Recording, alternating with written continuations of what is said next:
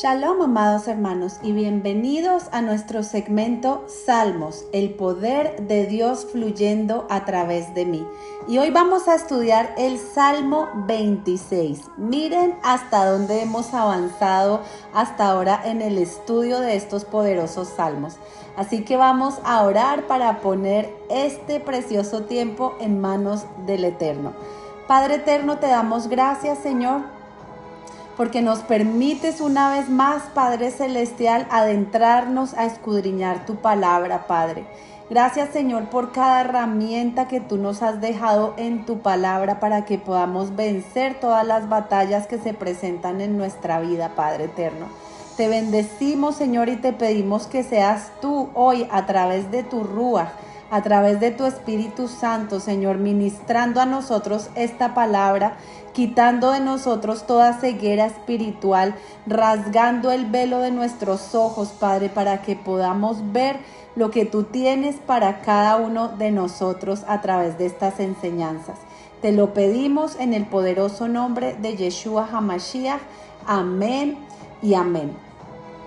El Salmo 26 es un salmo sumamente interesante porque en él se condensa la aspiración total de la vida de David. ¿Y cuál era esa aspiración? Llegar a la perfecta inocencia, tener pureza, tener claridad de visión, conocer la verdad y a través de ella separarse del mal. Recordemos que Yeshua nos dijo que cuando conociéramos la verdad, esa verdad nos hará libres. Así que David anhelaba llegar a tener todos esos rasgos para poder construir el santuario de la perfección humana. Y eso es precisamente lo mismo que debemos anhelar cada uno de nosotros, llegar a ese nivel de santidad y de pureza como nuestro Yeshua, a la estatura del varón perfecto. Dicen los sabios que el Salmo 26 fue compuesto después del fracaso de David con Bathsheba y usa estos versos para transmitir un doble mensaje. Por un lado, David le pide al Eterno una prueba y explica por qué se siente preparado para ella. Pero por otro lado, expresa sus sentimientos de arrepentimiento, clamando por la misericordia del Eterno después de haber cometido esa terrible falta. Entonces, así dice el Salmo 26, declaración de integridad, Salmo de David. Júzgame, oh Adonai, porque yo en mi integridad he andado. He confiado asimismo en el Eterno sin titubear. Escudriñame, oh Adonai, y pruébame. Examina mis íntimos pensamientos y mi corazón, porque tu misericordia está delante de mis ojos y ando en tu verdad. No me he sentado con hombres hipócritas, ni entré con los que andan simuladamente. Aborrecí la reunión de los malignos y con los impíos nunca me senté. Lavaré en inocencia mis manos y así andaré alrededor de tu altar, oh Adonai, para exclamar con voz de acción de gracias y para contar todas tus maravillas. Adonai, la habitación de tu casa he amado y el lugar de la morada de tu gloria. No arrebates con los pecadores mi alma, ni mi vida con hombres sanguinarios, en cuyas manos está el mal y su diestra está llena de sobornos. Mas yo andaré en mi integridad. Redímeme y ten misericordia de mí. Mi pie ha estado en rectitud, en las congregaciones bendeciré a Adonai.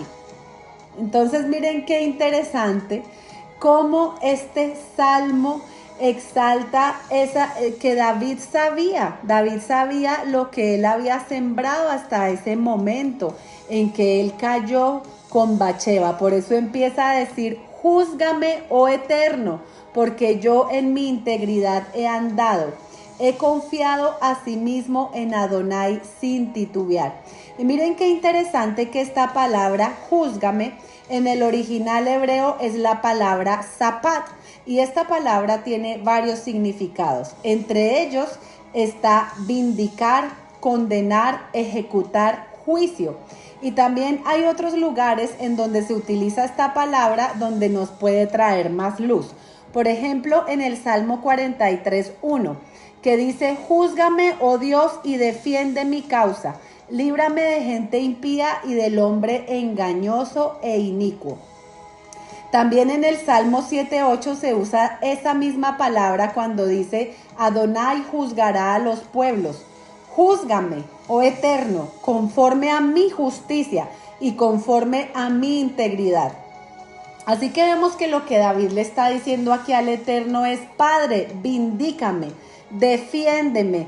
Sí, yo sé que me equivoqué, pero recuerda cómo he andado en integridad hasta este momento. He confiado en ti sin titubear.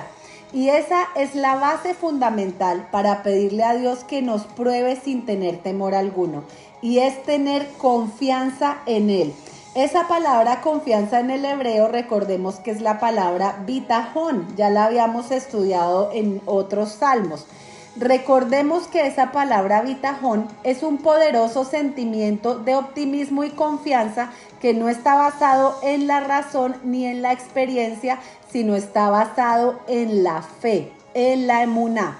Así que David estaba 100% seguro de que Dios le amaba y que él siempre quería lo mejor para él. Cuando nosotros tenemos esa seguridad, esa confianza, podremos afrontar las pruebas de una manera diferente. Y sí, es verdad, sabemos que David cometió muchos errores debido a la debilidad de su carne, pero la misma escritura nos señala que hay una gran diferencia entre practicar el pecado y caer en pecado.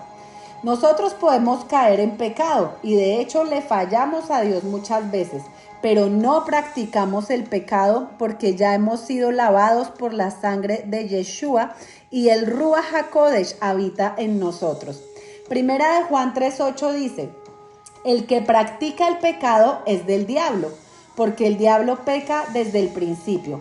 Para esto apareció el Hijo de Dios, para deshacer las obras del diablo. Todo aquel que es nacido de Dios no practica el pecado, porque la simiente de Dios permanece en él y no puede pecar porque es nacido de Dios. Así que vemos que David no era un pecador empedernido. Él simplemente había sucumbido a una debilidad que tenía, pero amaba profundamente al Eterno.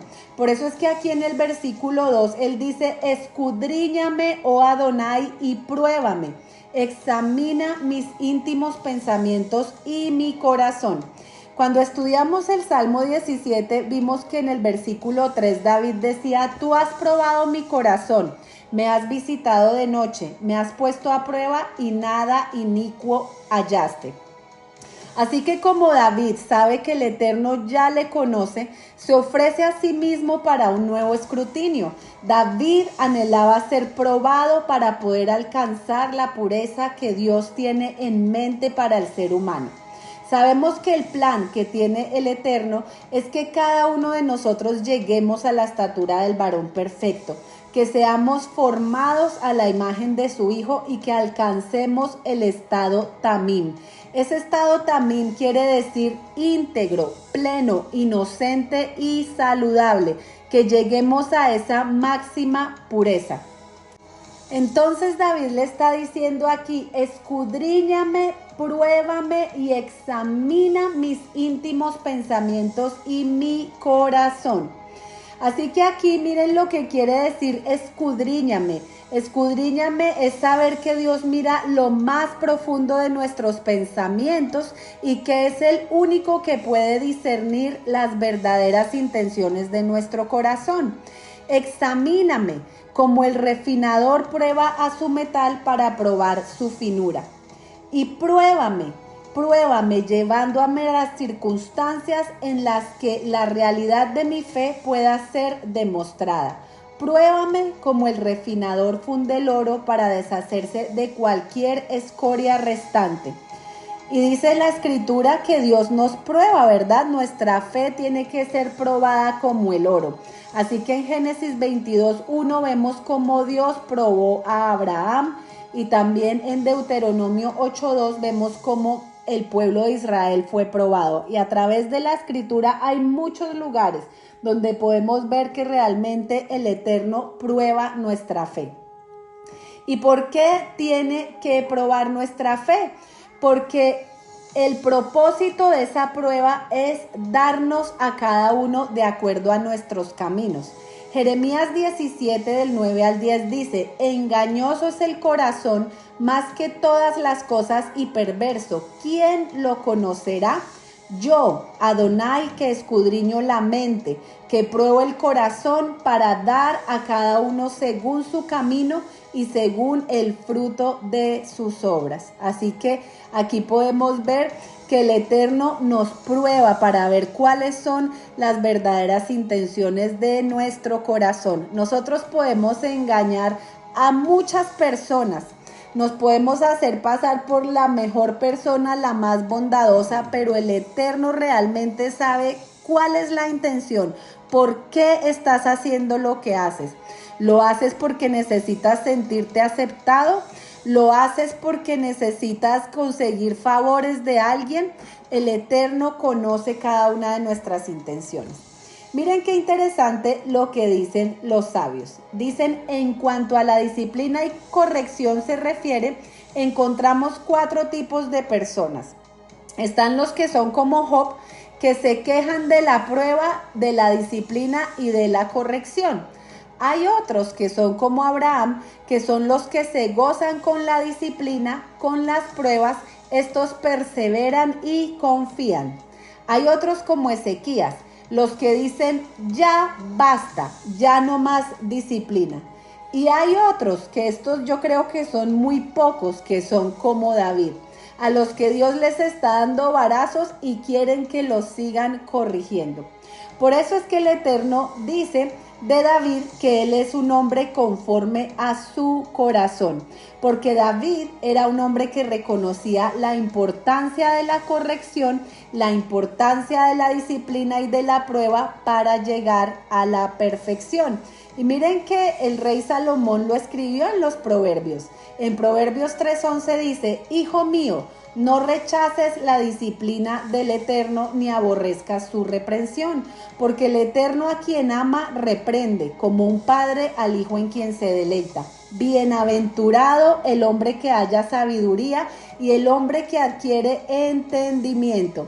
O sea que nosotros, una de las maneras de hallar sabiduría y adquirir entendimiento es cuando somos corregidos.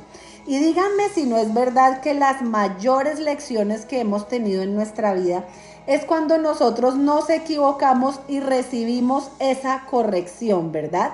En Proverbios 12:1 también dice, el que ama la disciplina ama el conocimiento, pero el que aborrece es un necio.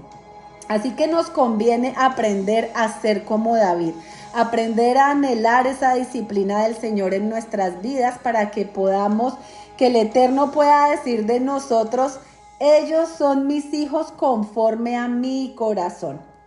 Dice el versículo 3, porque tu misericordia está delante de mis ojos y ando en tu verdad. Podemos confiar en la disciplina y corrección divina porque estamos completamente seguros de la misericordia y la verdad de Dios. Esa palabra misericordia en el hebreo es la palabra Hesed, que quiere decir bondad, amabilidad, piedad, amor, benevolencia, benignidad, clemencia, consolar, fidelidad, gracia, misericordia, piadoso, ¿verdad? Todas estas definiciones las tiene esa palabra Hesed. Y podemos ver en el episodio donde David hizo el censo que el Eterno se enojó con él, lo que le dice David al profeta Gad. Esto lo encontramos en 2 de Samuel 24:14. Respondió David a Gad, estoy muy angustiado, te ruego que nos dejes caer en manos del Señor porque grandes son sus misericordias, pero no caiga yo en manos del hombre. Y aquí tenemos una gran lección porque realmente nosotros sabemos que Dios es mucho más misericordioso para juzgar que los hombres.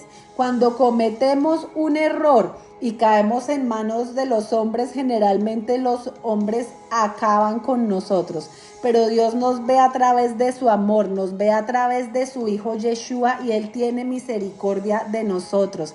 Y Dios quiere restaurarnos, quiere sanarnos, quiere limpiarnos para que cuando nos aparezcamos en ese juicio, Él declararnos inocentes. Ese es el propósito de Dios en nuestras vidas.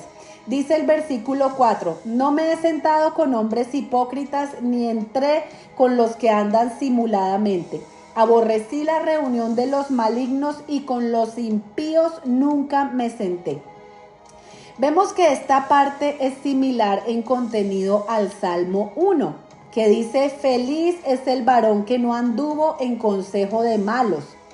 Es más, David afirmó que no convivía con los mentirosos ni se juntaba con los hipócritas, con los que actuaban con falsedad. En el Salmo 1:1 en otra versión dice, dichoso el hombre que no sigue el consejo de los malvados, ni se detiene en la senda de los pecadores, ni cultiva la amistad de los blasfemos. Y qué importante es que nosotros nos guardemos de estar en compañía de ese tipo de personas. La palabra nos dice en 1 Corintios 15:33, no erréis, las malas conversaciones corrompen las buenas costumbres. Y es más, el Eterno nos dice cómo deben ser nuestras conversaciones en la Escritura. Nos dice en Efesios 5:19 y 20, hablando entre vosotros con salmos, con himnos, cánticos espirituales, cantando y alabando al Señor en vuestros corazones, dando siempre gracias por todo al Dios y Padre en el nombre de nuestro Señor Jesucristo. Qué hermoso, ¿verdad? También en Colosenses 3 del 16 al 17 nos dice el Eterno, la palabra de Cristo, de Mashiach, more en abundancia en vosotros, enseñándoos y exhortándoos unos a otros en toda sabiduría, cantando con gracia en vuestros corazones al Señor, con salmos e himnos y cánticos espirituales. Y todo lo que hacéis, sea de palabra o de hecho, hacerlo todo en el nombre del Señor Yeshua HaMashiach, dando gracias a Dios el Padre por medio de Él. Miren qué importante que es rodearnos de personas que estén buscando también ese crecimiento, que estén buscando conocer al Eterno. Así es como nuestras conversaciones van a poder ser de esta manera como nos dice nuestro Rey aquí en su escritura. Versículo 6. Lavaré en inocencia mis manos y así andaré alrededor de tu altar, oh Adonai, para exclamar con voz de acción de gracias y para contar tus maravillas. David entiende muy bien que la fe de una persona necesita estar respaldada por una vida recta, ¿verdad? Porque la misma escritura nos dice Santiago que la fe sin obras es muerta. Y vemos aquí que él dice, lavaré en inocencia mis manos. ¿Qué representan las manos? Las manos representan nuestras acciones. Después del pecado con Betsabé, a David le quedó muy claro el contraste de la santidad divina y la pureza de Dios con la suya. Por eso es que en otro salmo, él exclama en el Salmo 32, dice, bienaventurado aquel cuya transgresión ha sido perdonada y cubierto su pecado. Bienaventurado el hombre a quien Adonai no culpa de iniquidad y en cuyo espíritu no hay engaño. Y miren que la razón por la cual David dedicó su vida entera a escribir salmos, a alabar y agradecer al Eterno es porque él pudo experimentar en su vida lo que dijo Yeshua en Lucas 7:47. Dice, aquel a quien muchos pecados le son perdonados ama mucho, mas a quien al que se le perdona poco, poco ama. Y esa es una clave importantísima para que nosotros podamos permanecer en agradecimiento y en amor al Eterno.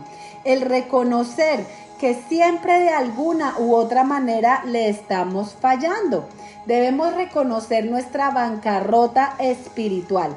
Debemos reconocer que no somos nada sin Él. Si una persona se siente muy buena o muy justa, no va a sentir que necesita nada de Dios, ni tampoco va a querer aprender de Él. ¿Para qué? Si ya yo soy bueno, si a mí todo me va bien, ¿para qué yo necesito aprender de Dios si yo estoy bien como estoy, verdad? Esto es lo que la Biblia llama ser sabio en su propio entendimiento. Y el Eterno nos dice que no seamos sabios en nuestro propio entendimiento, porque de allí esto se despega del orgullo. Del orgullo es que viene esa sabiduría en nuestro propio entendimiento.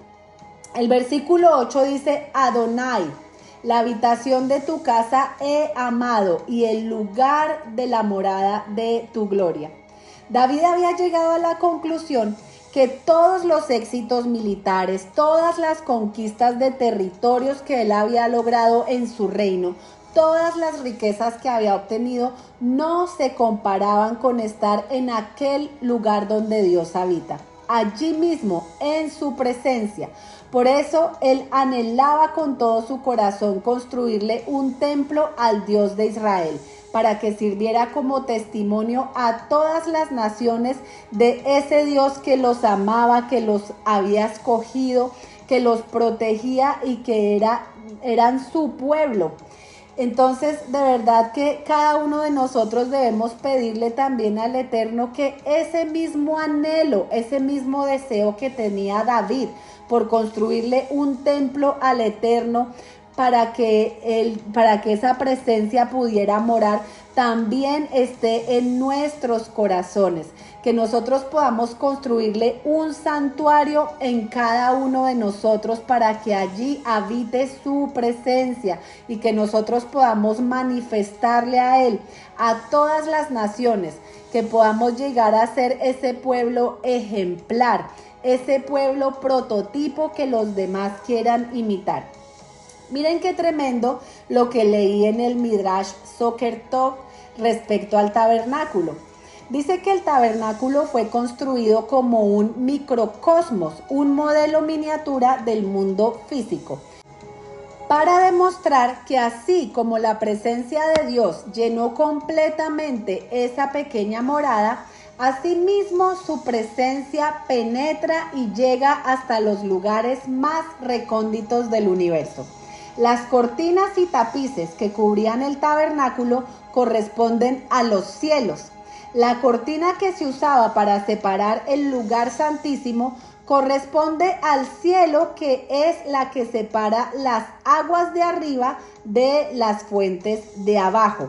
La fuente de agua, el Kior, representa las aguas que se juntaron como los mares en el tercer día. La menorá de oro representa a las lumbreras celestiales colocadas en el cielo en el cuarto día. Los querubín o los ángeles representan a la vida animal y de las aves creada en el quinto día. Aarón y sus hijos representan al espléndido Adán, creado en el sexto día, al cual se le dio dominio y autoridad para gobernar sobre la tierra. Y finalmente, así como Dios descansó y santificó el séptimo día, asimismo su presencia vino a descansar y a morar en el tabernáculo, haciéndolo más santo. Qué hermoso, ¿verdad?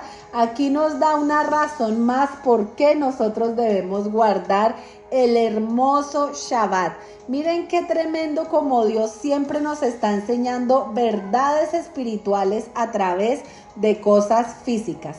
Luego vemos cómo David le suplica en el versículo 9: no arrebates con los pecadores mi alma, ni mi vida con hombres sanguinarios en cuyas manos está el mal y su diestra está llena de sobornos. Aquí David le está diciendo al Eterno: no me trates como aquellos que practican el pecado, porque yo reconozco mis faltas, yo reconozco mis errores y estoy muy arrepentido.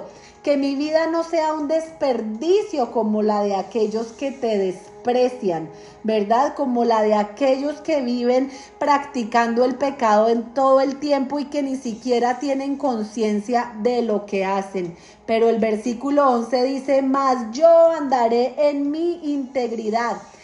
Redímeme y ten misericordia de mí.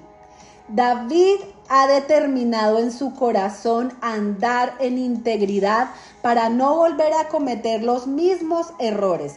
Y eso es lo que significa la palabra hebrea teshuvá, que es un verdadero arrepentimiento. Cuando nosotros nos hemos equivocado, hemos errado al blanco, pero nos tomamos conciencia de esos errores y tomamos las acciones necesarias para nunca más caer en ese mismo error, es cuando realmente se manifiesta ese teshuvá, ese verdadero arrepentimiento. Y es por esta razón que el Eterno decía de David: este hombre es conforme a mi corazón. No es porque nunca había pecado o nunca se había equivocado, sino porque él pudo reconocer sus errores. Él no culpó a otros, él tomó responsabilidad de sus propios errores y tomó una determinación firme de andar en integridad.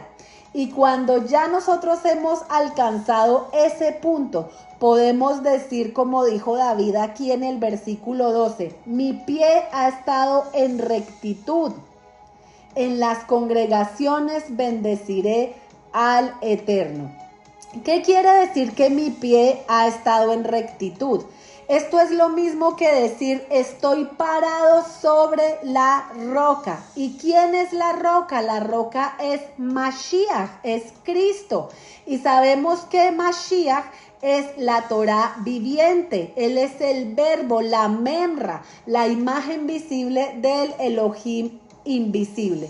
Y es precisamente desde allí, desde esa posición, parados sobre la roca, que estaremos listos para ser usados como un instrumento de bendición a la congregación, a nuestras familias, a nuestros hijos, al pueblo de Israel, que ha sido llamado a ser una nación santa, un Am Kadosh.